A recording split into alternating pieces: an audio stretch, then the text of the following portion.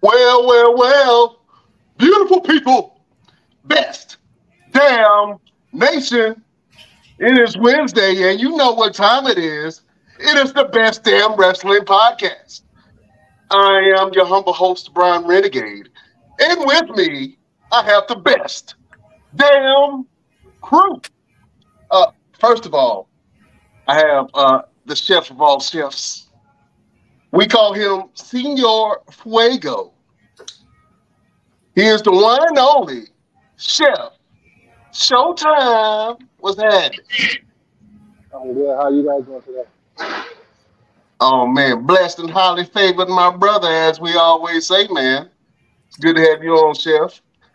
Oh man, next I have the grappler of grapples. He's your mama's favorite wrestler, and he can whoop your daddy ass, Mr. Everything, Victor Andrews. What up, good people? What up, good people? I'm in the building, And of course, we got El Capitan, our leader of the show, Mr. Stargazer himself, Mr. Brian Renegade. What's going on there, brother? Oh, what's happening, partner? What's happening? Looks like we got a special guest in the building, wiping his royal brow, as you see. Oh, man, Mr. Everything, I'm going to let you do the honors of introducing our esteemed guest.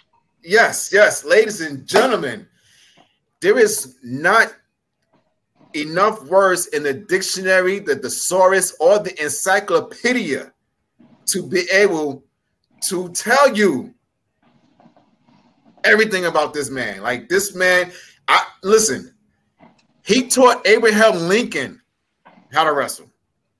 Oh man. They call him the ageist one for a reason. Okay? He's the showstopper, penny dropper, wheeling dealing, car stealing. He's your granddaddy's granddaddy favorite wrestler. Okay? He can moonwalk in some slippers. Okay? Some house shoes, some chancletas. Okay? And he can pray for you in the middle of all that. He can pray for you all that. This is my dear brother, good friend, man, mentor, word of advice, pastor, good man. Listen, like I said, there's not enough words I can say about this man. This is, ladies and gentlemen, the ageless one, Caprice Coleman. Oh man, it's an honor to be here. I appreciate the intro, man. I was wondering where you was going on there. I was like, man, listen, I didn't know what else to say. I told you the encyclopedia just doesn't do you any justice. Ladies and gentlemen, real quick. So a little history, a little background. I first met Caprice through a mutual friend, through Ali Steele. You remember that day? Yeah, absolutely. I was on my way back from a seminar for Bret the Hitman Hart, where Chase Stevens invited me to, and Ali called me up and he said, "Hey man, where you at?" So I'm on my way home from Tennessee. He said, "Stop by the house. I got somebody I want you to meet." And I said, "All right." It was me and my good friend Sean. May he rest in peace. Love you, Sean. We started through, and Caprice was there, and they was moving around in the ring. And me and Caprice got in the ring, and before I realized who he was, I was in there trying to show him some stuff that I learned in Tennessee with the 5-5-5 drill. And he was like, "Look," I stepped in the ring. I grabbed him by the hand. I said, "Let me show you." He said, "Oh man, wait, hold on. Tell me what you're doing first before we do anything. Get your hands off me. Don't be grabbing me, okay?" I hit all of them. That's what he did. And I just showed him a couple of things that I learned, and he knew exactly what it was.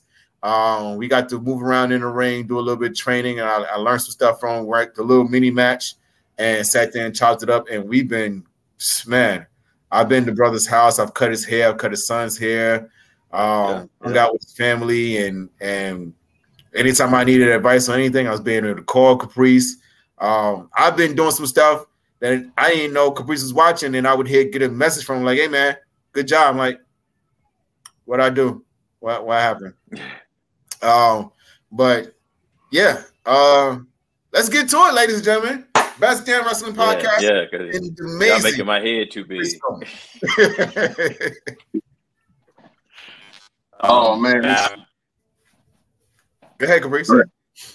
I'm just saying it's an honor to be here, and I don't know what we're in for, but anytime I've been called, man, I'm gonna try to be there if I can be there. Really good brother, great dad, man. Caprice. Anytime you see somebody like that, you can't hear me. I'm muted. Yeah, you sound like a robot. You're in the Matrix. In the Matrix. Gotta take that T-Pain off.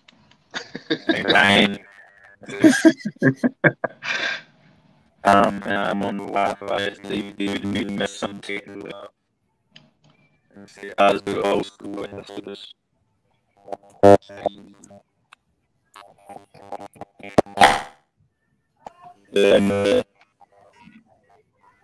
Say that again. Nope, no better. Oh man. Let me have you log out and then come back in, and then come back in. Yeah, we'll try that. Oh man, well, beautiful people. While we fix these technical difficulties, man, we got a hell of an interview for you. Tell a little bit about Caprice's background, man, for people who are not too familiar with his body of work. Man, listen, this man has been all over Ring of Honor. He was a tag team partner with Cedric Alexander when they were in Ring of Honor. They were the CNC Wrestling Factory. They've done a lot of stuff in Japan. Caprice has been all over in Africa, Qatar. He's Qatar champion. He was Wrestlecade champion, Ring of Honor tag team champion. He's worked for WWE. He still currently works for Ring of Honor. He's one of the best color commentators to ever grace the tables and the mic. He works alongside Ian Riccoboni. He's been with Omega. He's worked with Matt Hardy, Jeff Hardy, Shane Helms. Like this man needs his flowers, bro. Like he really needs his flowers. He's one of those guys that does not get the credit that he so deserves. Because he's always so giving to others. So, ladies and gentlemen, you're in store for a very, very amazing interview to learn about this man and learn about his career, learn about his path in religion as a pastor, and just really get a chance to get to know Caprice Coleman. And if you haven't, man, go and check out some of the stuff that he's done in terms of wrestling. Go and look him up on YouTube and watch him on Ring of Honor. He's very entertaining, very, very entertaining. I don't think there's ever been a situation where I've been around Caprice and he did not do something that would entertain you. Like you could have a bad day, just be sitting around, and he would walk up and say something goofy and silly. I remember one day I was at a Wrestlecade and I was doing a promo for another company. By the way, ladies and gentlemen, anybody that's any wrestlers, young wrestlers, do not do that unless you get permission. That's not good business. But I was doing a promo, and Caprice happened to walk up behind me, and it was a wall behind me. So he's walking by the wall, and he's looking like he's looking for an exit or something. And I turn around, and in the middle of my promo, I was like, what is going on right now? And I was like, we got Caprice Coleman. And he was like, oh, hey, man, hey, what's going on? And I was like, you want to add something? And then he went into a whole promo right then and there. And then he challenged me to a match which we never, ever, ever have not gotten yet. Ooh. Oh, man. I came back in the right time. Right time. He was about to talk. Can't jump about you, man. I'm about to stop him. I'm about to stop him. Don't do that. Don't do that. Don't do that. Don't do that. Well, ladies and gentlemen, welcome back, Caprice Coleman. Caprice, please give us a quick rundown for those who are been living under a rock and don't know your body of work. Give us a rundown of what you've done and everything that you are. I'm not good at that.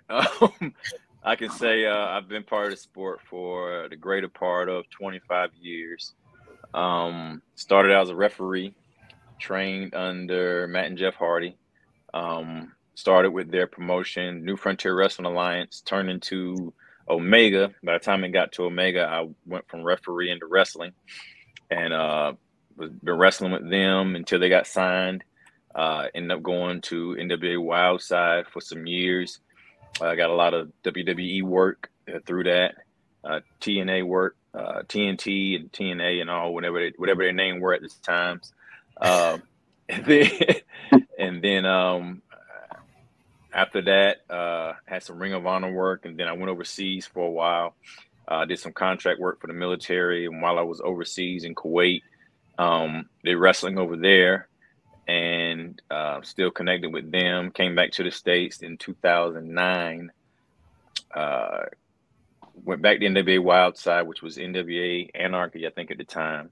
And then Ring of Honor called, WWE called, TNA called, and they were all just trying to see where I was at. And I kind of got the vibe that they felt like I was older by that time.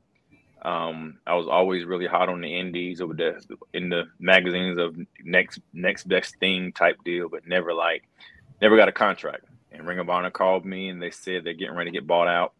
They're getting ready to be bought by a big TV station and need some more wrestlers, and they definitely want to bring me aboard when they sign them. If I could hold up, because now like they're talking to me like I'm like 72 years old, bro. And and I was like, yes, of course I can, I could do it or whatever. And they said, we got this idea we want to do, And so they end up being sold to Sinclair Broadcast, and they bring me on. And this time I'm working the indies pretty hard. And when I got back in country, back from Kuwait, everybody was like, hey, what's your rate? And I told them my rate, and it was like, oh, okay, well, we could get Cedric Alexander for so and so and so. I was like, okay, get Cedric Alexander. Like, you know what I mean? Like, so I've heard this like 3 or 4 times, and I was like, who is Cedric Alex? What the world? Who is this guy? And so then I see him on the show, and so I called my brother, I said, I want to be on the show. And I ended up being on the show, and I think Cedric's like the first match, and he was really, really young at this time. And so I'm kind of shaking my hand, everybody seeing me, being nice to me in the back. Like, I'm really popular to wrestlers, but like the fans, I'm okay. But and so after I made my rounds in the back, now I'm playing. But his match goes on, so I'm at the curtain, I'm watching this dude, and my brother, Sweet Dreams, he's watching this dude. And 30 seconds in, we're looking at each other like, this guy has it. Like, it's just some people, they just have it, you know what I mean? And so we introduced each other after that, and just kind of kept in contact, no big deal. And then we would end up at seminars together, and I would say, hey man, you stay at that side of the room, I stay at this side of the room, because they're gonna see us together. They're gonna try to make us the new Ebony Express or Harlem Heat or something. So you just stay in your lane, I stay in mine. And so it's kind of our joke. But then Ring of Honor, like when Ring of Honor does, hey, we got this idea. They say, we got this young guy that we think is really good, and we want to tag him up with like a mentor. And we think y'all will be a great tag team. I said, okay, what's his name? Cedric Alexander. I was like, all right, cool. We never worked together, wrestled or anything. And we get up to the show. I think the show was in Virginia, if I'm not mistaken. And that was like the first time we like planned a match or anything. And we went against, I think, like Future Shock, was Adam Cole and Kyle O'Reilly. And we went against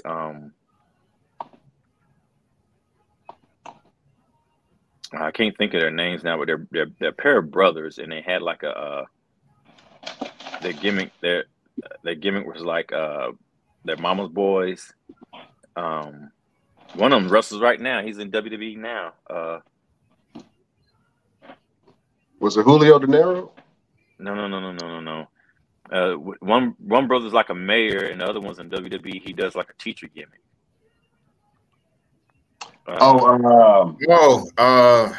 Chase, Andre Chase. Yeah. What was they were anyway.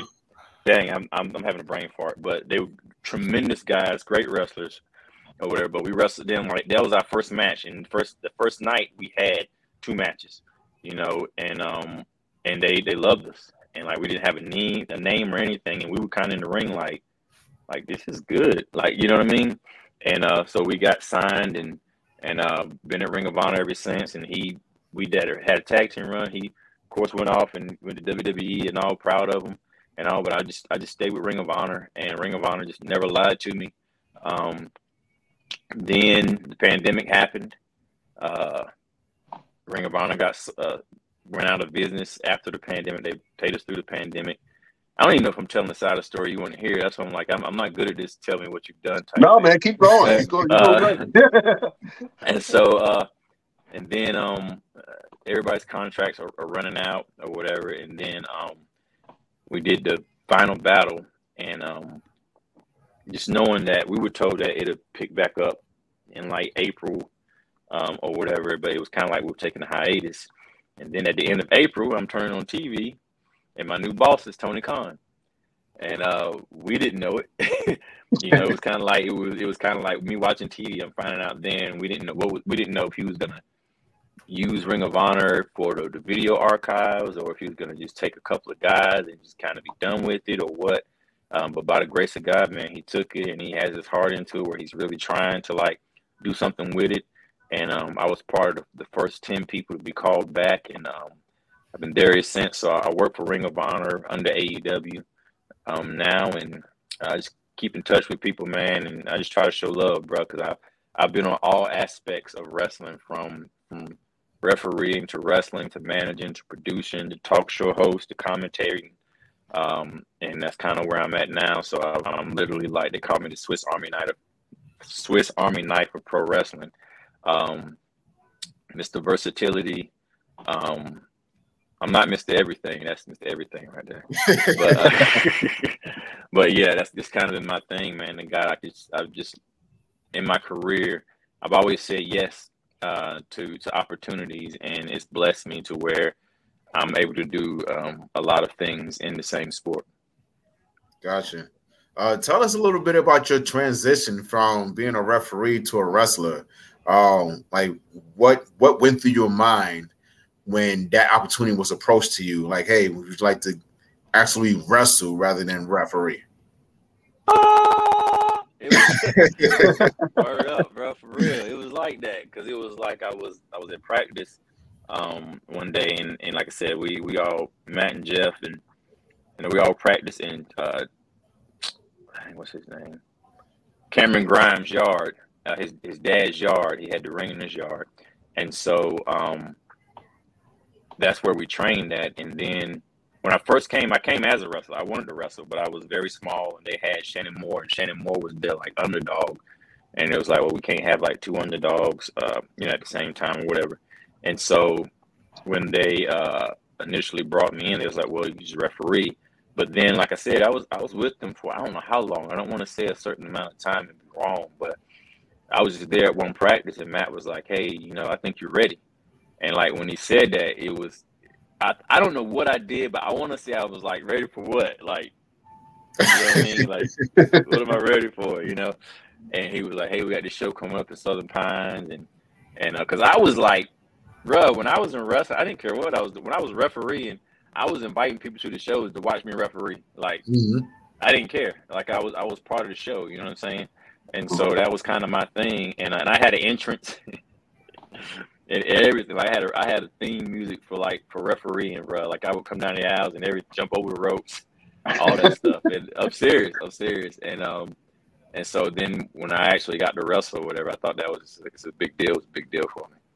Gotcha. And then during that time, was Matt and Jeff with WWE, or were they getting ready to start working for them? How does that all kind of intertwine? They were doing like extra work for them. Mm-hmm. You know what I mean? So they were kind of those guys where at the time when you say, hey, I'm wrestling with Omega or whatever, oh, those guys that get beat up on TV, those Hardy Boys, but everybody knew who they were because they were on TV. But some people just thought like that's as far as they would go. But everybody that was around them was like, yo, these guys, like, you know what I'm saying?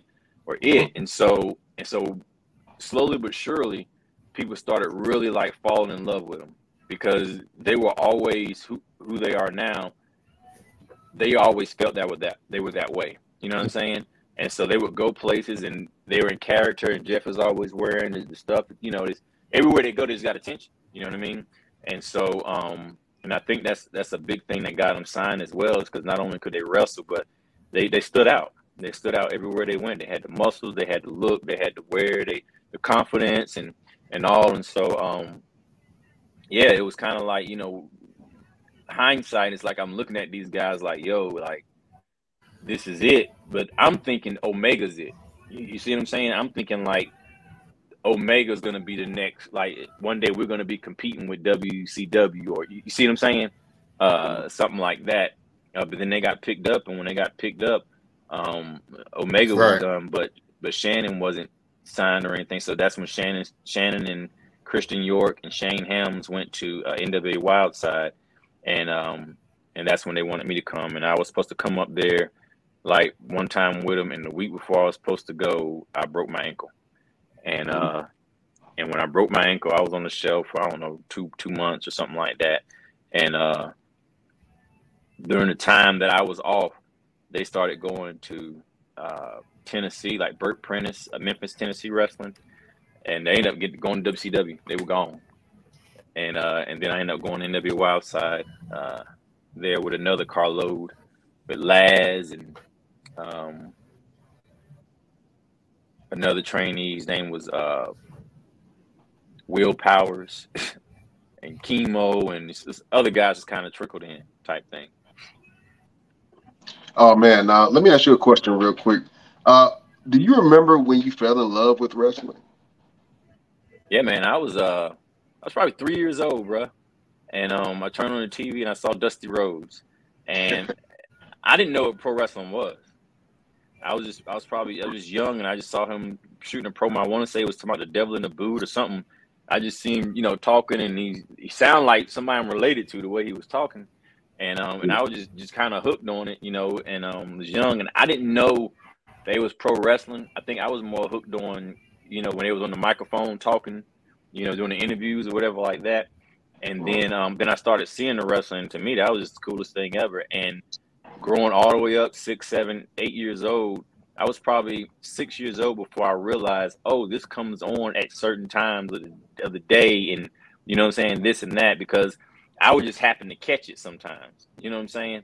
And so I wasn't old enough to say, oh, turn to wrestling or whatever. Like, or what I would say, they'd be like, it's not on right now. But then when I got old enough to realize, oh, this is what comes on, or you can buy like a little TV guide and it tells you when wrestling come on, or whatever. It got to the point where my mom took me to a yard sale, and I bought like a black and white TV and put it in my room, and I could watch all the rest, and the rest of my family could watch whatever they wanted to watch. Oh man, you was a go-getter from an early age, brother. Yeah, I was, man, bro. Let me tell you something. I was so into wrestling that when I would get on punishment, like my mom would, like when I get grounded, I would get grounded from wrestling. It wouldn't be you can't go outside, you can't do this or whatever like that. It was like you can't watch wrestling, and that was like no, that was like yeah, it was, bro. It was brought before the pastor because he's obsessed with this stuff, man. It was it was pretty bad. Oh man, well, trust me, I understand that, because that's what I do with my son now. He's suspended from wrestling. He's losing his mind. I think he's been suspended from wrestling for about a year now. Yeah, it's crazy, bro. It's like once you get hooked, it's like some people it just hooks and some people it doesn't. And it's like some people can watch it and be like, oh, okay, whatever. And some people it's like, yo, I gotta know, I gotta do, I gotta see so and so, I gotta this. And it was like, and then man, I think I was like 14 years old, and we had cable, and they had this show that used to come on TBS called The Main Event. You know, the WCW, and to me, it was all like good matches. You know what I'm saying? All the matches were like really good. And so but it came on at like 1:00, and church didn't get out to like sometimes 1:15. So 3:00 sometimes. Yeah. So I'd be in church and just looking at the clock and looking at the pastor, looking at the guy. And the church was like a block away from the house. So I would run home and watch TV or whatever like that. And it's crazy to remember that type of stuff, man. Oh man, Listen, I want to know who influenced your style and your character in the ring. I know when you first started off, your name was Ice, correct? Mhm. Yeah. Uh, Caprice Ice Coleman, the coldest brother alive. You know what I'm saying? what influenced that character, man, and how did that develop over time to what you are now? Man, Ice was honestly like a spinoff the West Side Story. I don't even know if it's like a musical called the West Side Story. It's like two gangs or whatever. And one of the gang members' name was Ice, and I just thought that was the coolest thing ever.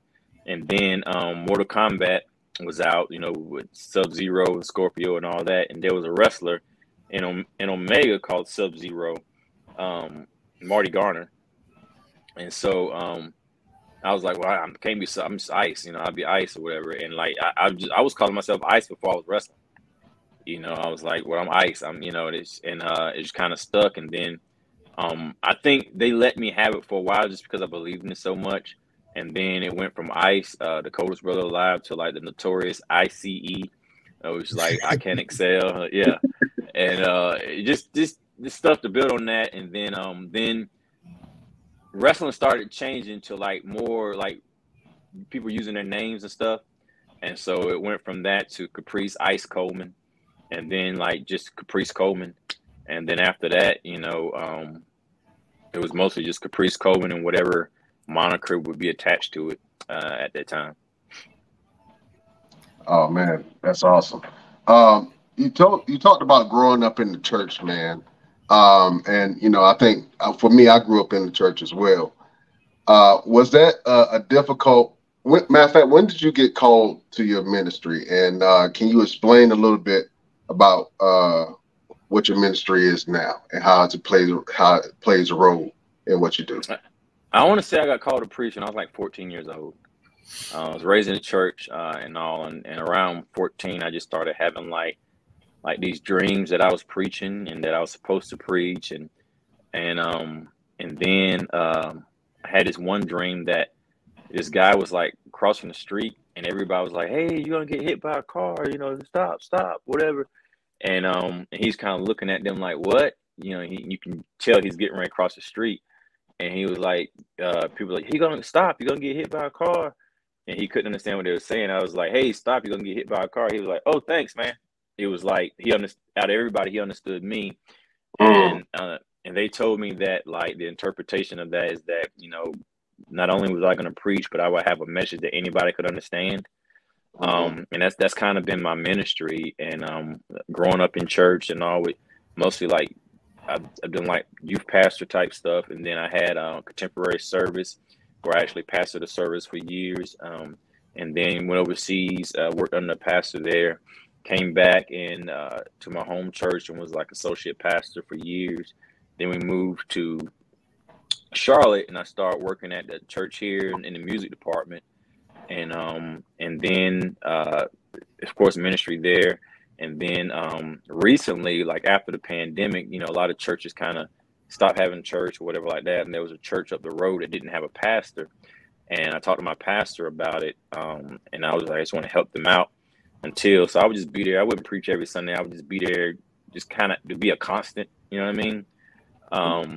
And so start working, helping them out there. And then they asked me to put in my resume to pastor the church. And I did. I didn't get it. But like the guy that ended up being pastor, he asked me to be his, like, you know, his side. So I'm like the youth pastor of the church now, St. Paul's Community Missionary Baptist Church. And I've just always been in ministry, man, just helping people. The wrestling side has really helped me because I don't feel that wrestling, I mean, that church is just inside of church. You know what I mean? And I feel that wherever I go, I'm almost looked at like, here comes Caprice, you know, he's a preacher. You know what I mean? And so I get phone calls I get from different people all the time, and people prayer requests and all, to where it's just they hold me accountable for that type of stuff. So I gotta watch. You know, you really gotta watch how you live in front of people. because when people see you that way, they expect something, and not that they expect you to be perfect, but it's a standard. You know what I mean? Right. And I accept that, you know, because I've been in the same situation, and so I kind of get it, and I just am who I am, man. And I just accepted who I am, and I just walk with it. Have you had situations where you had to pray for people in the locker room, or some people were looking for guidance, and they just couldn't, get on the right track? Can you speak to being a voice for some wrestlers in the locker rooms that you've been in? Oh man, yeah, absolutely, man. I've definitely had a, a lot of times where I'm talking to somebody in the locker room or whatever, and we end up praying or something. And I don't make a big deal out of it. All of it's kind of like most of the time, honestly, some people just want to be heard, and it's not like solve a problem or whatever like that. But like, if you could hear a person, and then also being able to let them know, like, okay, now I'm gonna be honest with you. You know what I'm saying? Because some people, some people want a pat on the back or whatever like that. But then sometimes, if you always broke or this always happens, sometimes you have to look in the mirror and be like, what am I doing to cause that? You know what I mean? So sometimes there's some practical answer to stuff, and some real life situations and all that. And I think I'm old enough to where people respect my wisdom as well. And so I'm just honest with people, man, and praying. And I've had bro, I could tell you something that happened to me last week that probably blow your mind, bro. It's like I got a phone call from a wrestling promoter that just kind of texts me every now and then. But somehow he tried to call me, and I couldn't answer at the time, and I called him back. And long story short, man, the dude had a demon in him, and like legit, I don't even know what you believe, bro, but like I thought I was gonna die last week. And the reason why is because, I've seen demons before in people, but I've never as loud and as like pronounced as this one was. You know what I'm saying? And it's like the dude couldn't talk. He couldn't say Jesus. He couldn't say anything. We talking, and as soon as we started talking about religion, he said he felt like something was crushing his head and had their fingers in his ear. He felt like he was on fire. And this ain't somebody acting. This dude is like in his 60s, bro. And I known him for like 14 years. So this wasn't some dude trying to run game or something like that. You know what I mean? And so by the grace of God, man, like I stayed with him, and it ain't me. I was praying, to God, bro. Like, that's all I knew. You know what I'm saying? Was to plead the blood of Jesus and what I was taught. I kept doing that. And then he went from not being able to say anything to being able to say Jesus Christ. This is all in an hour. So this ain't like 5 minutes from me. I was like, I'm not hanging up this phone. Like, if I die, I'm just gonna be like this.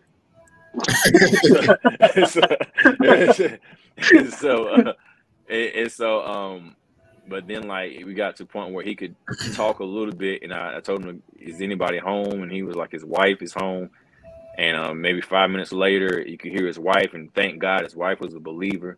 And she's praying on the phone, like she's praying, and she's like, "Lee, get out of him, Satan! You get out of him, you demon! You do, And we both praying together, and like a few minutes later, it left, and he was like, "Hey, who's this?" And I was like, "Caprice." Like, "Hey, Caprice." I'm like, "Wow, bruh, like, you all right?" Like, and he was like, "What's going on?" And then like slowly but surely, he was like, "I am tired."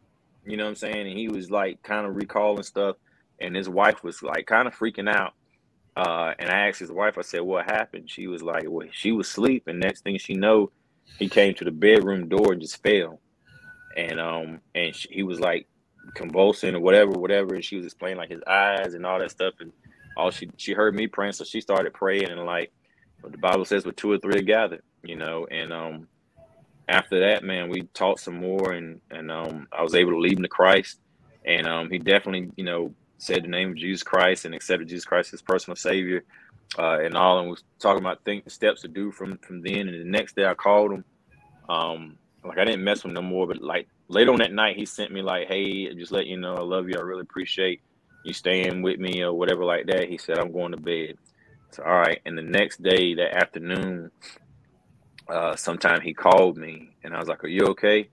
He said, "Yeah." He said, "I'm okay." He said, "But I feel like I got hit by a truck inside." He said his insides hurt and his outsides hurt. Mm. Like whatever was in him, like tore itself out of him. And for like 3 or 4 days, he said all he did was just sleep all day. And yeah, it's like it's a real deal, man. It's like, and this is the first time I've ever been able to say anything about it. But like, it's so funny that people are like, "Oh, this is a man of faith and good for him. He's a good dude and all." But I know for a fact that like this stuff is real, and people say what they want to say, but like back in my day, Satan hid, but he ain't hiding no more. Right. He's in videos. He's bold with it. You know what I mean? And the Christians are the ones that kind of like shine away because we don't want to offend anybody. We don't want to say the name of Jesus. We don't want to be judged or whatever like that, because there's a lot of Christians have made it look bad. You know what I'm saying? That the way their lives have lived, because, people perpetrating a perfect life and then the curtain being pulled back and seeing that they, just like everybody else, somebody saved from grace, and so that's kind of where I'm at, man. It's just, I just want to live a life to where, I'm approachable. And I think I've been down enough roads. You hear about the wrestling and the preaching, and I've been married for over 20 years, but there's a whole nother story that goes along inside of all of those, addictions and everything that I can talk about, but I don't really talk about because there's no glory in it, but I'm able to relate to a whole lot of things. And those times I'm not proud of, but what it has allowed me to do is to be able to understand a lot of people that, sometimes you just can't say no, and everything ain't just a just do it type thing. And so some people just need love, respect, and be heard, and so it's put me in a place to where, I just have to have that ear to treat people the way that I needed to be treated during my times when I was going through those situations. Right. You just mentioned about being married for about 20 years, man. Shine some light on your queen real quick, man. How hard is it for to have a relationship for 20 years long, being a wrestler, man, and being on the road and being busy, and then sometimes coming home, when you do wrestle, a little sore. Talk about how she supports you, man, and in that way. Oh man, you done start a whole other level, bro. My wife, she met me outside of wrestling, so she had no clue I was a wrestler. She knew me from church. Back in the day, my sister and I were gospel rappers. Oh, 1, 2, 3 to the 4. Yeah. Jesus in the house, so open the door now. But it is. Dropping an album tomorrow, Jack.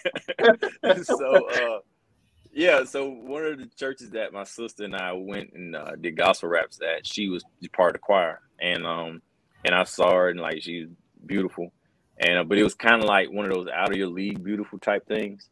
And so it was just kind of like, "Hey, how you doing?" And she spoke back. I was like, "Okay, But it was just her cousins. They were all just nice, like, what I'm saying. So I was kind of like, okay. And then for years, we would see each other, and I think she worked at Walmart, and we would just speak. It was kind of like she knew who I was, and it was kind of like, okay, like she remembered me. You know what I'm saying? But I guess hindsight, looking back, they definitely remember us because they're singing background to one of our songs. So we were in the forefront type. My sister and I were like in the forefront. And so that kind of just kept on for years or whatever. And then one day I was taking out trash at a complex I was living in. And I heard a familiar voice, and it was one of my classmates. And she said, hey, Al, or whatever. She came and talked to me, whatever. And she was standing beside my wife, and we kind of looked at each other and was like, "Hey," you know what I mean? And she was like, "Oh, hey, I just moved in here."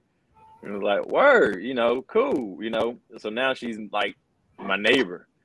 And I'm like, oh shoot. I'm gonna pull this off. Yeah, I was like, look. And so I was just like, we see each other outside or whatever. Nothing there.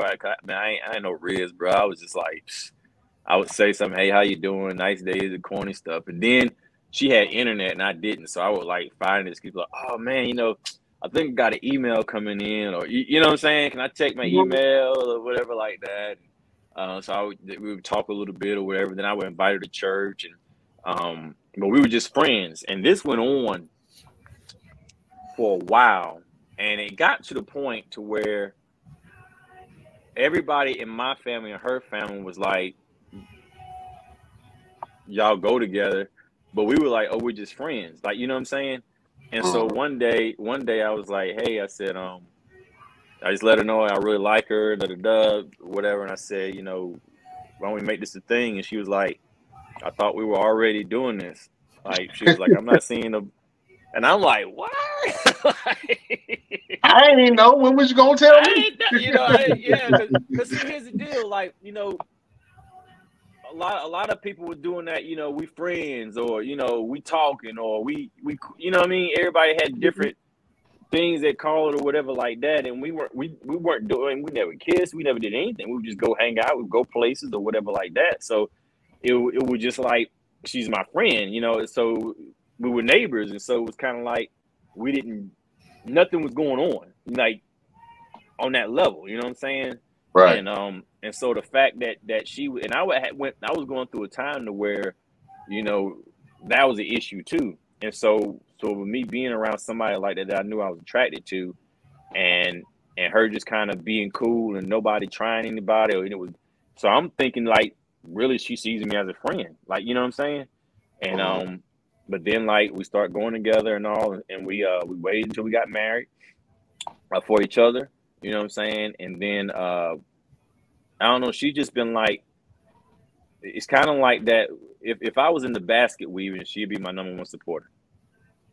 That's just what it is. And like, of course, we've had our ups and downs and all that, but like, we're married 20 years. I have an 18-year-old son, 14-year-old daughter.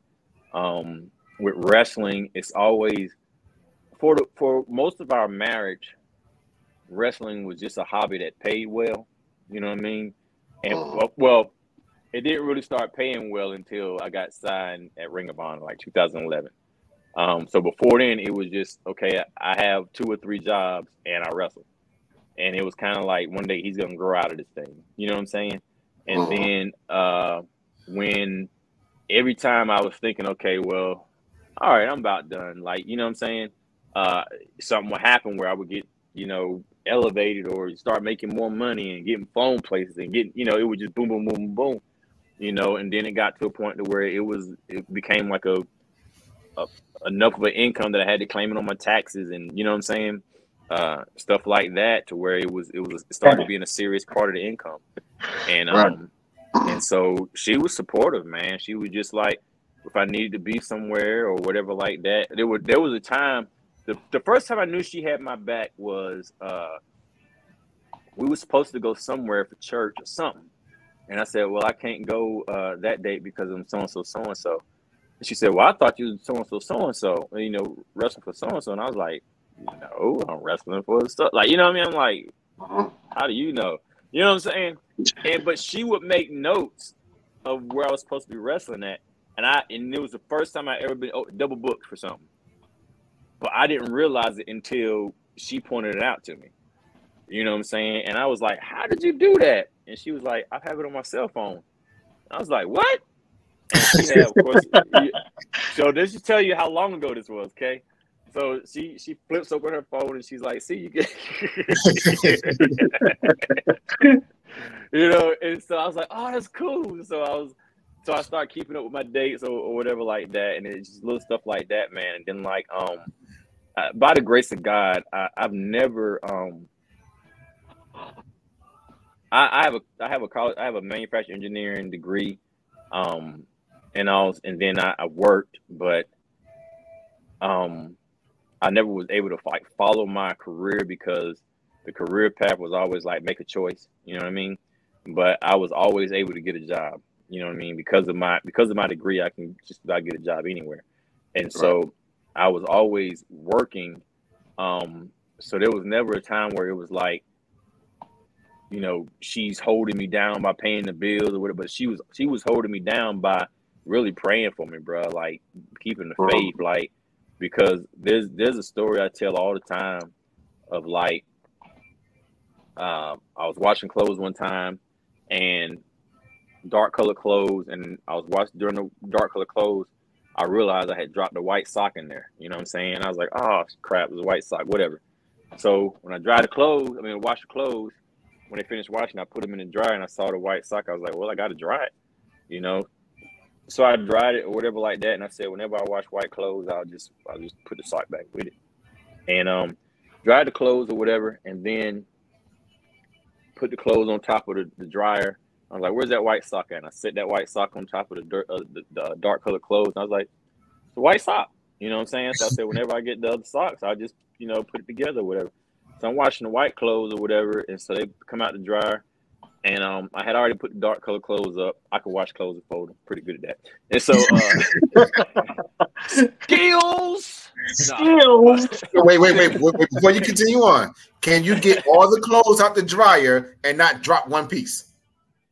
Nah, I mean, I'm not gonna try to get them all out at the same time. If I feel it's gonna be too much, I make more than one trip or get a basket. You know what I'm saying? Hey, I'm the type of person. If it's too many bags, I'll take 2 trips. You know what I mean? Like, but anyway, I dried the white clothes, and I had Alexa stop, and so I was like, "Where's that white sock at?"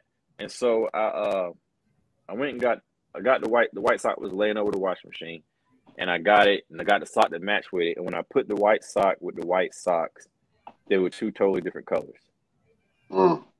And I was like, and I just sat there and stared at it for a minute, because like I could probably wear the socks and nobody would know unless I like just pulled the socks up and they were like, dang, one of your socks is dingy, one of them is white. You know what I'm saying? But it just really stuck out to me. But it made me see, it was like, you know, you're a white sock, but you're around a lot of influence. You know what I'm saying? And you have a choice to where you could be washed with this influence, and they see you as a white sock, but you're really not. And then when you get back to church, people know that there's something different about you, or you can continue to stand out. You know what I'm saying? And you could be around it, but not getting washed with it, not being, you know what I mean? And so from that day forward, I just made a choice of like, you know, I want to stay as clean as not that people are dirty, but like you could be around people and not be involved in what they're doing, not be involved in certain mess, not be in certain cliques, not, you know, in the backbite, not into this, not in the slander, not in the after party life type, you know what I mean? And to where when people see you, they still see you as that person. And then when you go to church Sunday morning, you don't have to be like thinking like, oh, I hope somebody don't show up that saw me at the so-and-so, or the, you know what I'm saying? And so she's been that person that's kind of like held me down on that part. And like, just, that's a huge deal, you know? And being that, you know, that, also being that, that realist, you know what I'm saying? To where you go out and you're doing all this stuff and the world sees you as, you know, Caprice, Coleman, and you come back and you be like, the alarm was broke. Like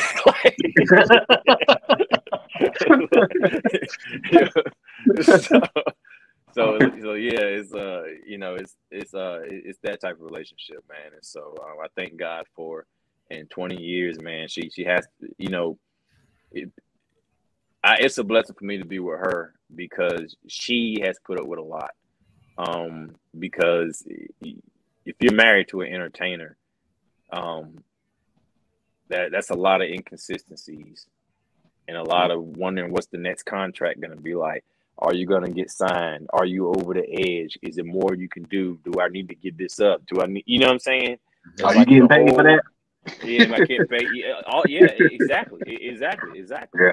You know, and so it's a lot that goes along with that. Being on the road, what's going on while you're on the road, and who is that person really your friend, or do they have your best interest in mind, and you know, who's that? I don't know. I haven't heard that name, and you know what I mean. And so like, there's a lot that goes with that. You feel me? And so for her to have been with me this long and to continue to like support and praise and pray for me, and like, you know, bruh, like social media could kill people. You know what I'm saying? Like it has sabotaged people, whatever. So like for her just to be who she is, man, and like things that she's put up with, because bruh, like I've been through a lot and I put her through a lot, you know what I mean? And so for her to be that person that, you know, I'm the one called to preach, but like, but she's ministered to me a lot, you know what I'm saying? And I know spiritually that if it wasn't for her, I probably would be dead, like for real. And so like that's who my wife is to me. Oh man, that was a beautiful answer. I'm gonna go ahead and cut that up so she can hear all those beautiful things that you said. You getting some tonight, brother. I'm just letting you know. Appreciate the love. We got you, man. We look out for our peoples, man. We're gonna put it on repeat now. There it is. Oh man, listen. Coleman's pulpit. Say what? Coleman's pulpit, man. Coleman's pulpit. Yeah. Let's talk about that real quick. You had some really great segments, man, where you had a lot of great interviews, man. Some of them with Punishment Martinez. Having some technical issues. Jay Lethal. Can you hear me? Can you hear me? Yeah, I can hear you. Can you hear me? Is it just Vic? Yeah, I can hear you. Yeah, you're fine. Can you hear me, Vic? I think it's Vic and Andrew. It's him. He'll go back out. But real quick, man, talk about how you came up with Coleman's Pulpit, man, and how you antagonized some of your guests. I think that was, I think it was really great, man. One of them I really like is the one that you did with Damian Priest, or Punishment Martinez, as he was called back then, man. So how did you come up with Coleman's Pulpit, man, and how did you come up with that character to kind of antagonize your guests? Man, basically, you know, any role that I've had in Ring of Honor, I was a mouthpiece. You know what I mean? Like, when I was tagging with Cedric, I was kind of like he was the wrestler and I was the talker. You know, it was. Are you good now, Vic? Can you hear us now? Hello. He on here like he frozen. He like, yeah, he's frozen. Go ahead. I get it. Hey, I've been there. I'll give you the advice they gave me. You might want to log out and log back in. Just log out, log back in. That's it. Go ahead. I was part of the Rebellion, and we lost the matches, so the Rebellion had to disband.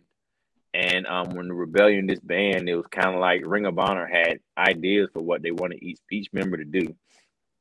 And for me, they was like, well, Caprice, we need a talk show. And the funny thing is, I had pitched to them before. I said, I want to do like a talk show to where I bring the characters out of the personality, the personalities out of these wrestlers. I said, because Ring of Honor, we're known for great wrestling. I said, but nobody really knows these guys. They don't know what makes these guys tick. They don't know what makes these guys mad, what they like, what their interests are, or anything like that. And I said, if we had some kind of interview segment where we can interview these people, you know, it would be like something that they could, their fans could be more relatable to. You know what I mean?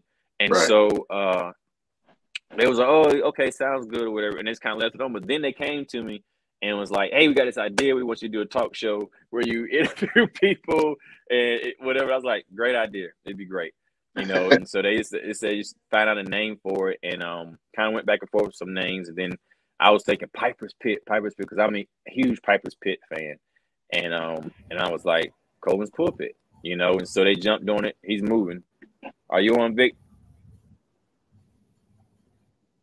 He's man. Yeah. I know how it feels.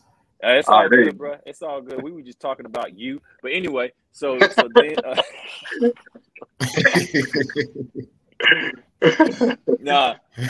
but then they gave me the idea. I mean, we did a talk show, and I said I basically just want to pull out the character out of people, like let people know, you know, who these people are, what makes them tick, you know, or whatever like that. And at this time, I was kind of like a heel, because of the rebellion. So I was already a heel, so I could really play off that character. And so most of my segments were with like the good guys type thing. And so I would just have ideas to do, man. And like it got to the point where the wrestlers wanted to be on the pulpit because they would come up with stuff like, man, I'm gonna be on the pulpit and we can do this, da, da, da, da, da. And so like the better it got, the more they had ideas to come. And so we would just kind of just work together on stuff, man. And it was fun. The only thing that happened was we were working with the NWA at the time. We had partnered with NWA, and we were doing TV tapings. The TV tapings were a day before the show. So like the show was on a Saturday, we would be flown in Thursday, and then Friday, all day Friday was like pre-tapes. You know what I'm saying? So that's when I would do Coleman's pulpit or whatever like that. And but when we started working with NWA, they come with something. Anyway, the pre-tape day got cut. So everything went from pre-tape day to show day. I think because NWA had I think their part of the deal was they would do all the pre-tapes during the show type thing, like working with them or whatever it was. And so they was like, okay, well maybe we can make Coleman's pulpit live or whatever like that. But after that, you know, everything just kind of started, you know, the pandemic and you know, kind of happened or whatever. And then it's funny because after the pandemic, they bought a new pulpit, and they was gonna revamp it and all that. But then, like I said, it kind of went on. That's when Ring of Honor went under. So that's when the pulpit kind of, you know, that was it. Do you think that you will ever bring the pulpit back? Oh, I'd love to. I'd love to. I would love to. I would love to. Could you always? Oh, go ahead. What was you gonna say? I've always loved. I mean, I like interviewing people. But like, it's funny you say that because they continuously put me in interview segments like for pay-per-views, and I'm still able to kind of like throw something in there every once in a while, like a facial expression or kind of like egging people on or whatever like that, and kind of, you know, I can add to something and kind of be that antagonist without them knowing it type thing, to where people that know what I'm doing. You know what I'm saying? But not necessarily like a show of myself. It's mostly the interviews I've been doing, like the Briscoes and FTR, Cesaro and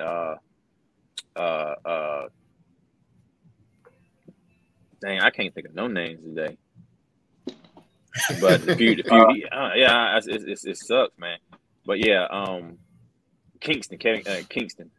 But yeah, it's like the interviews like that or whatever. But other than that, you know, just doing commentary, and I love commentary. So it's not one of those things where it's like, oh, I'm just doing commentary now. Commentary is something that if you told me 10 years that I would be doing commentary, I'd be like, no, I'm gonna be on WrestleMania. Like, you know what I'm saying?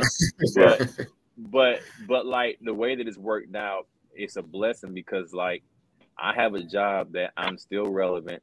I'm still in the wrestling business, and I'm able to tell the story of people that might not have a story told. And I've also been in all the situations where, especially like talent that is just getting an opportunity, like they've never been on TV before, or they're not on TV a lot, and they're not really known. To me, I've been that person where you getting a shot, and then you go to watch your match, and the commentators are talking about something that has nothing to do with your match. Like, you know what I mean? I've been in all those situations, and I've been in matches where I've been in high tier matches, and I go back and watch the match, and I've been hurt and to see where I got hurt at, and the commentators are talking about something totally different.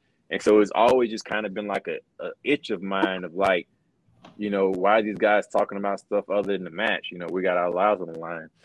Right. And so when I would be in a feud or whatever like that at Ring of Honor, if I was managing somebody or whatever, they'd put me in commentary, and I would start commentating or whatever. But like, I was never able to like start putting myself over, or that wouldn't work with me because I was never that person, because I'm like, something would just shift where I would just start telling the story about what's happening in the ring. Like, you know what I'm saying? I was like, oh, I got to avoid that because this is, you know, this could really hurt somebody.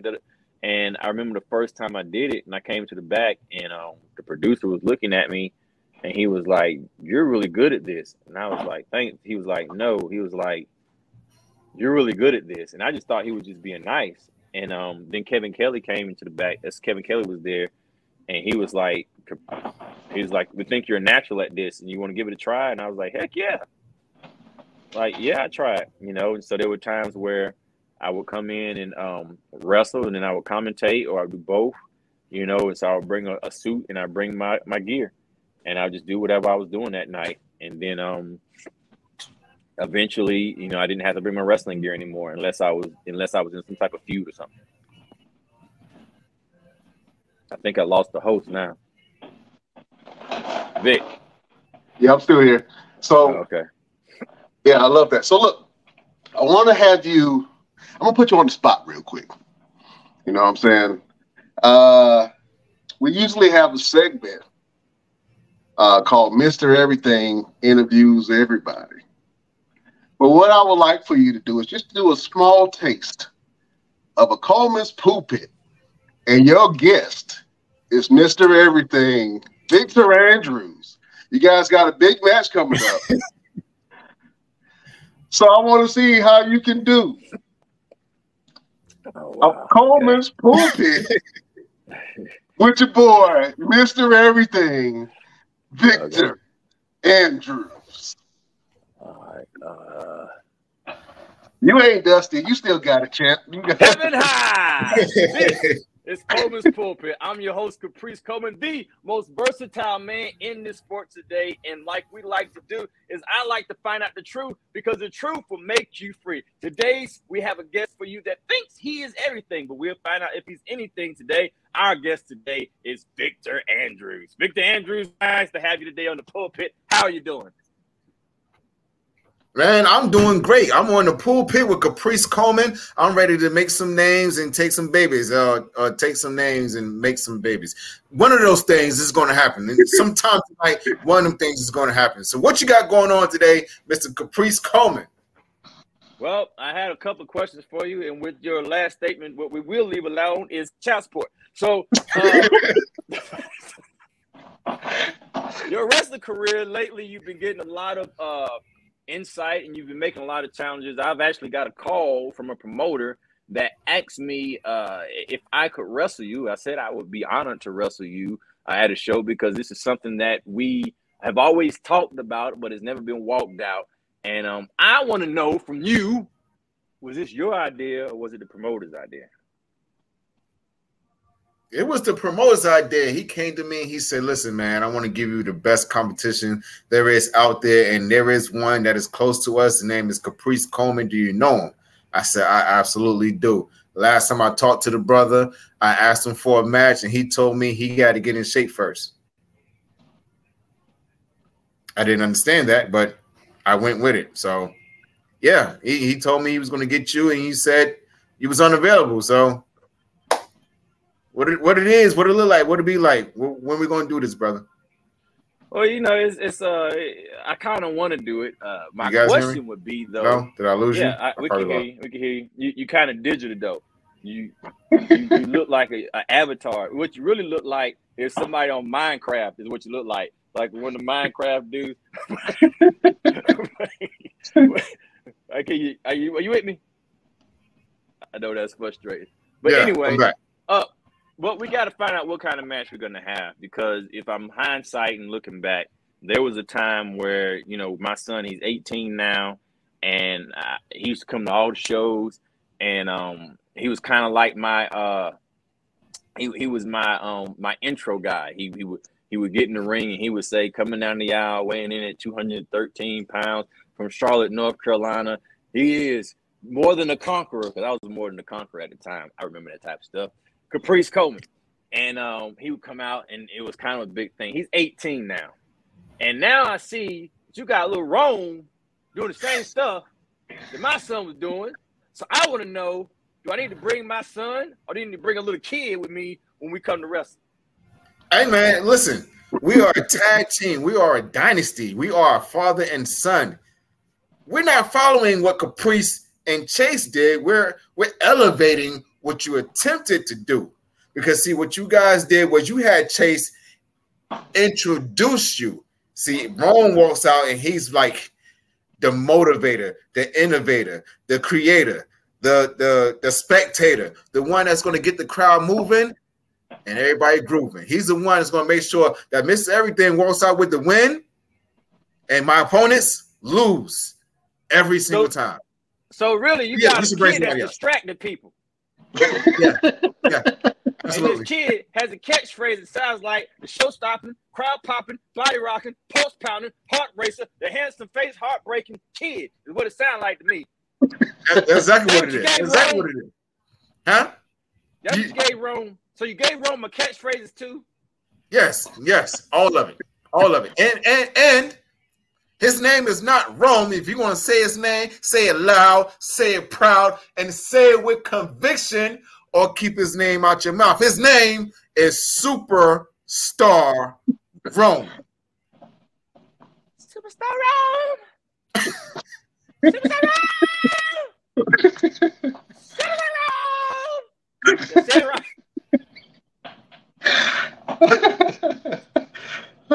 That's cool. What we can do is you can bring you, Mr. Everything, and you can bring your son, and you can bring Superstar Rome with you. And I can come with my son, or I can come by myself, and we can finally do this thing. Because you know what? I'm gonna be honest with you, bruh. You are a fantastic father. I watch what you do. I watch you train. You got a video where you was training your son, and he didn't think he could do anything, and you pushed him to do it, which anybody else would feel like, why is this kid 3 years old and working out? But I didn't say that. Not me. I was like, he's motivating the son, you know, to do stuff. And I don't know if you had the 4-year-old lifted 50 pounds. I don't know what it was. But anyway, by the time the video ended, it started in the morning. But by nightfall, he was doing what you had him to do. And I said, you know what? That is the type of fathers we need in our life right now. Fathers that motivate their children to be able to do all that they could do. So with that, I commend you, bro, because you are one of the real fathers left. And if you are everything, some things, a thing, which you are as a father, you're a good father. I can say without a shadow of doubt, you are a good father. But it be everything, it's kind of funny because you have the most versatile man in this sport today and Mr. Everything. Seems like we should be a team, but you know, if you want to challenge, we can challenge. And if you beat me, I will shake your hand and say you are Mr. Everything. How about that? That sounds good to me. In fact, being a team doesn't sound too bad either. Well, I wonder what Ring of Honor is doing. Is doing. Let me answer that real quick. If you guys were a team, what would your team name be?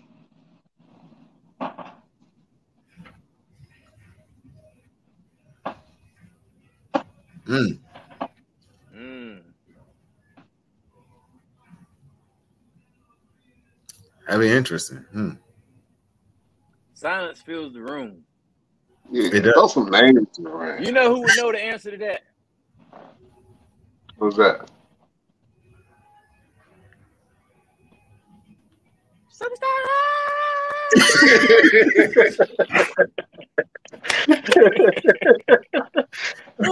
Hey, real quick. So Caprice has this. Oh, go ahead. Caprice has one of these finisher moves. Your finisher move is the sky splitter. The sky splitter. No, he's going back in time a little bit where he was, you know, because not only has it stole my son coming out with me, he has his son. Not only has it stole and giving my catchphrases to his son, he also has wrestling moves that he do like me. He has a black jacket that's just like mine. And I feel like Muhammad Ali because you took all my stuff, man. I'm like the Little Richard of pro wrestling, and I feel like you stole about 3 of my songs. But anyway, what did you gonna say? The sky splitter. I was gonna say just that. That I actually took one of your wrestling moves too, the finisher. Yes, but I gave you your flowers because I named it Caprice. I mean, I've named it Coleman's Blessing because I did ask first. You remember? I did. Absolutely, bro. Absolutely. You called me with great conviction one day, and you asked me to do it, and I was. That's the first time. I said one of the first times that anybody called with that purpose, out of respect, to do something like that, because other people were like, "Hey, I've been doing this move. I just don't want you to see it on TV and get mad." You know what I'm saying? And so, like, always much love, always much respect. I was trying to end off the show so I can get back to reality. You know what I'm saying? Because, like, if they ever do this, man, I'll be real with you, bro. We could wrestle, we tear the house down. People get more than their money's worth. And if you need a tag team partner, I'll be there with you, bro. And that's just how I feel about you. I really appreciate that, bro. I really appreciate it. Let's make that happen at Ring of Honor if possible. You know, people think you think I run Ring of Honor or something. No, you know, just people say that. You know what? Let me tell you something. Let me say, just get with Coleman curious, okay? You know what gets Coleman curious is every time I wrestle somebody, I wrestle them or whatever like that. And after the match, they'd be like, "How was the match?" "Oh man, it was good. I appreciate you. You know, that was good or whatever."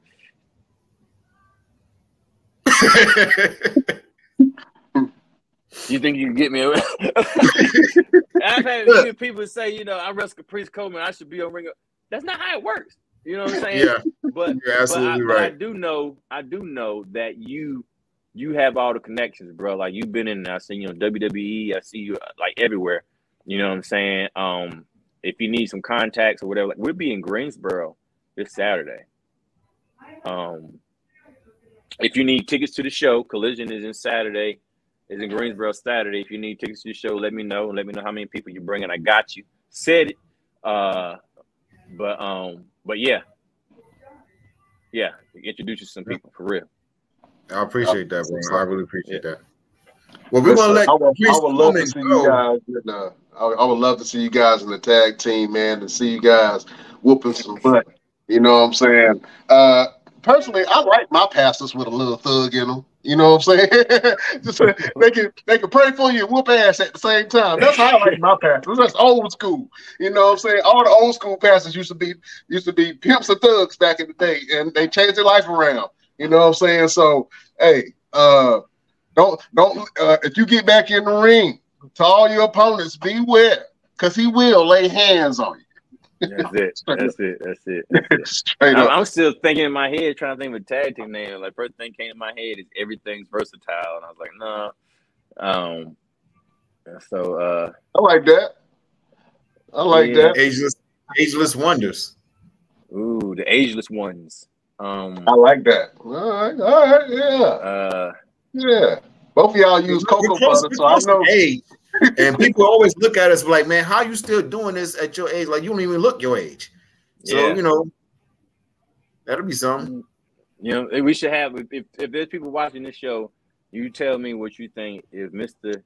Everything, Victor Andrews, and Caprice Coleman, the ageless one, became a tag team, what would that name be? And the coolest name will get a shout out. And if you come up with the coolest name, we will use that name. Or we will act like we see it, right? And we add something to it. You know what I'm saying? Like Express at the end of it. And you'd be like, was that my idea? And we'd be like, didn't see it. Just being honest with you. So oh man. So Best Damn Nation, man, go in the comment boxes, go on our pages. We got all our social medias down below, and comment what you think a great tag team name would be for the ageless one, Caprice Coleman and Mr. Everything, Victor Andrews. Man, I love to see it. Listen, Mr. Coleman, we do this thing each and every Wednesday to be able, it's a way for me to do a little ministry myself. You know what I'm saying? Give a word of motivation, say something positive to get people through their week and through their day. We do this each and every Wednesday, and I want you to kind of follow suit. But do you have a final word or a word of motivation for the people that are watching you right now? Yeah, absolutely. My first word would be if you are trying to get into the sport of pro wrestling, get in it, take it serious. This sport will take you as serious as you take it. You know what I'm saying? Go in there knowing what you want to do. Be able to invest in yourself. Take yourself seriously inside of the ring and outside of the ring. Fans, I want to say I love you. I appreciate you. We are nothing without the fans, because you know,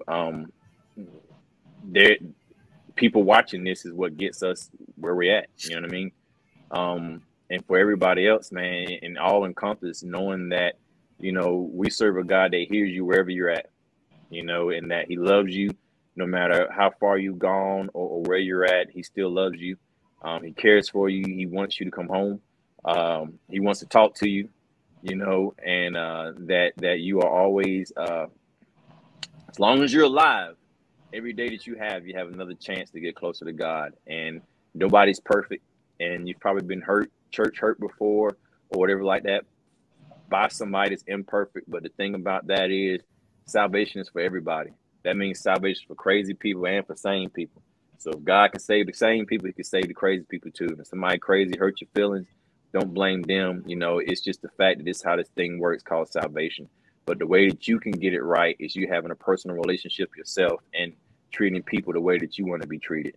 And so that personal relationship is personal, you know, and it's definitely a decision that you have to make. But it's real, and it's a real war out there, real spiritual warfare.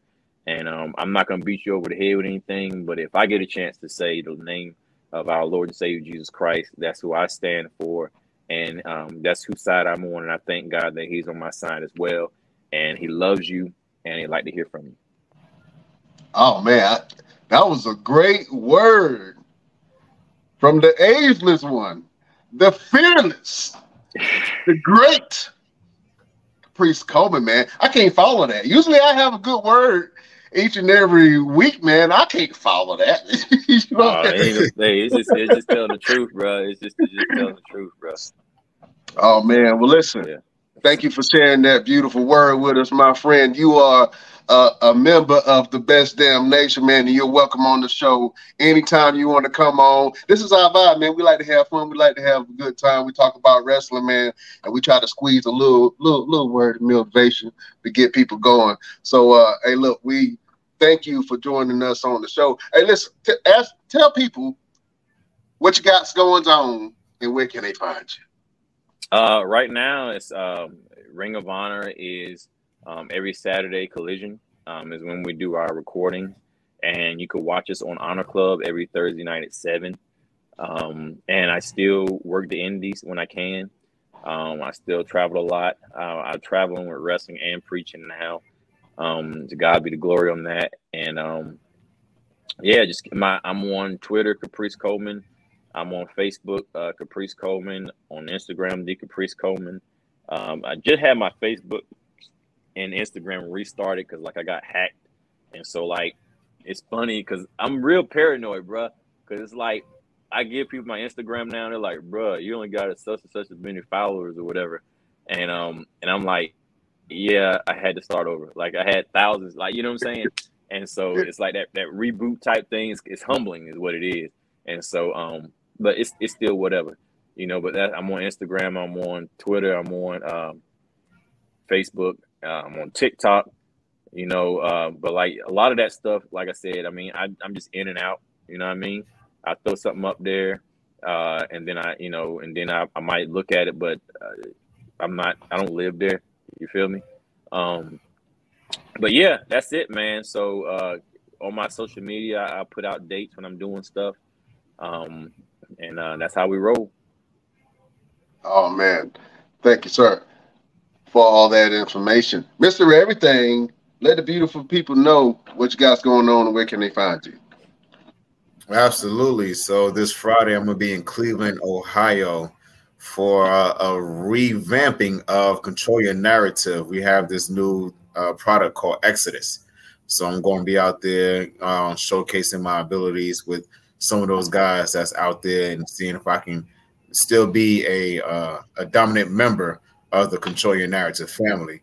This Saturday, I will be in Nashville, North Carolina for Maximum Adrenaline Extreme Wrestling, something like that, Max. So I'll be out there on Saturday, and on Sunday I will be at School of Morton in Chuckey, Tennessee. And then, you know, I'm always moving and shaking all over the place.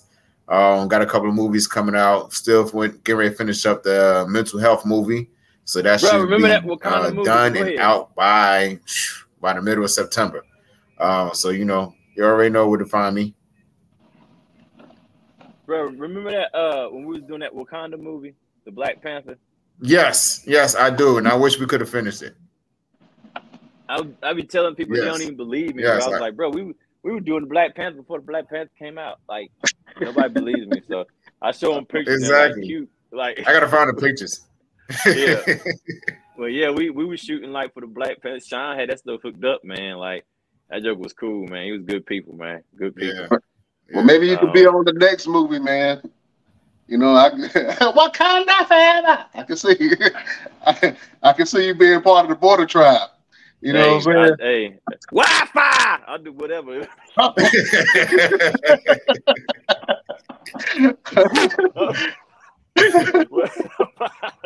That's awesome, man. Well, listen, man. You can find both of these brothers on their social media pages. My name is Brian Renegade. You can find me on all platforms at Brian Renegade. Hey, listen, fellas, I ain't trying to hold y'all no longer. Thank you guys for being on the show. If you want to follow the show, you can follow all our social medias down below. You know where to get us. You know where to get at us, man. We're going to be watching and listening to Mr. Coleman on Saturday. Go ahead. Wasn't there like another dude that they showed something, but he never showed his face? Yeah. He had to jump off real quick. Okay. That's why we got rotating members, man. Just in case stuff happens. Make sure he know I noticed that. You know what I'm saying? His name was Showtime or something. Showtime. Showtime. It wasn't Dynamite, was it? No. Man, listen, we got to have you back on, brother. We got to have you back on. This was a good time, man. This was a good time. Anytime, bro. Y'all take it easy. All right, thank you. Beautiful people, we will see you next week on the next Best Damn Wrestling Podcast. Fellas, it's a pleasure.